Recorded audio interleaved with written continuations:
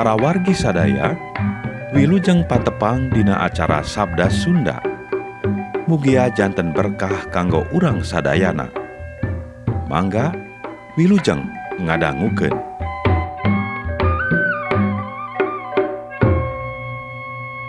Injil Yesus Kristus numutkeun Santo Lukas.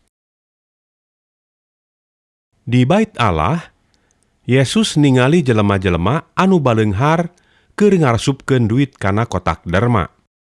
Katingalieun oge aya hiji randa anu kacida miskina, ngasupkeun duit tambaga 2 gebleg. Anjeunna ngalahir.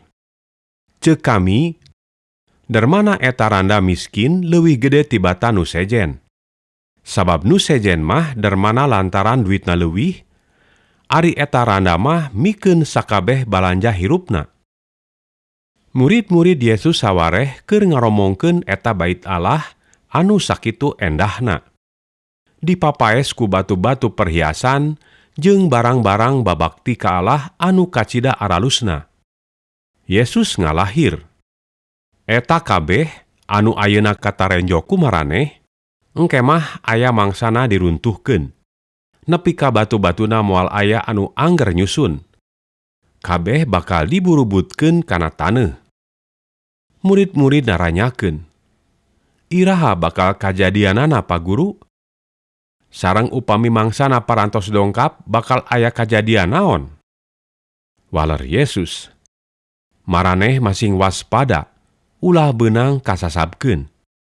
Loba jelema anu engke bakal make ngaran kami, ngaku-ngaku ieu kami, anjeunna tea, jeung nya ayeuna waktuna, ulah digugu. Lamun maraneh ngadarenge peperangan jeung huru-hara, ulah reuwas-reuwas. Eta kabeh pasti bakal kajadian, samemeh eta waktu datang. Tapi eta lain tanda yen geus tereh panungtungan." Saurna deui, "Bakal aya jaman, bangsa ieu merangan bangsa itu, nagara ieu merangan nagara itu. Bakal sering aya lini kacida galedena, bahala kalaparan, jeung pagebug di mana-mana. Di langit bakal tembong galagat-galagat aneh jeung pikasieunun. Tapi memeh eta kajadian, maraneh bakal ditangkap jeung dikaniaya, dipariksa di imah-imah ibadah terus dipanjara, dijagrakeun ka raja-raja jeung para pangereh ku karana kami. Tapi eta teh kasempetan pikeun maraneh, pikeun nguarkeun Injil kasalametan ti Allah. Tekadkeun dina hate ti samemehna.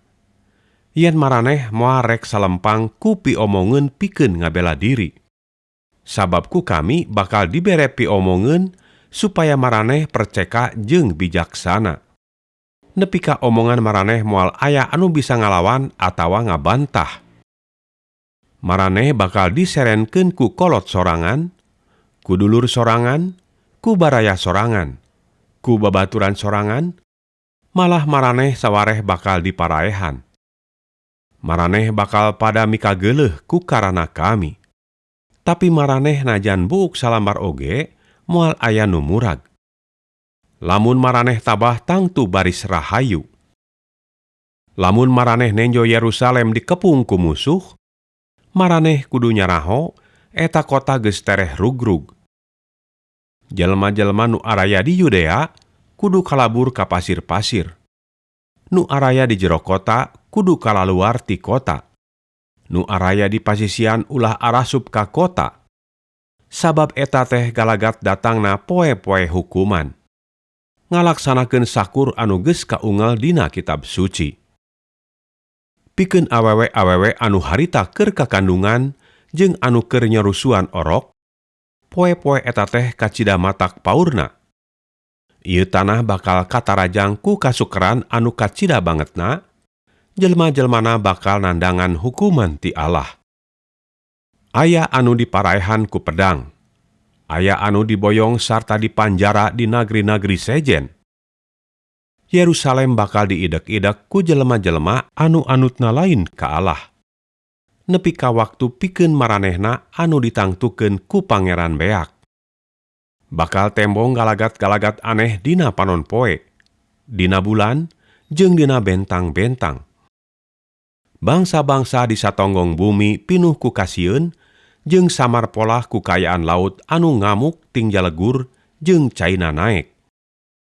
Jelema-jelema kalabur pangacianana awahing kusieun ku anu bakal tumiba ka ieu bumi. Sabab kakuatan-kakuatan langit genjelong, jalana nyarimpang. Geus kitu breh putra manusa tembong, sumping dina mega, kacida kawasana, kacida moeyana. Lamun hal-hal eta geus mimiti kajadian, ajegkeun awak, tanggahkeun sirah, sabab maraneh geus tereh disalametkeun. Geus kitu anjeunna nyarioskeun ieu misil. Tenget-tenget tangkal kondang atawa tatangkalan liana.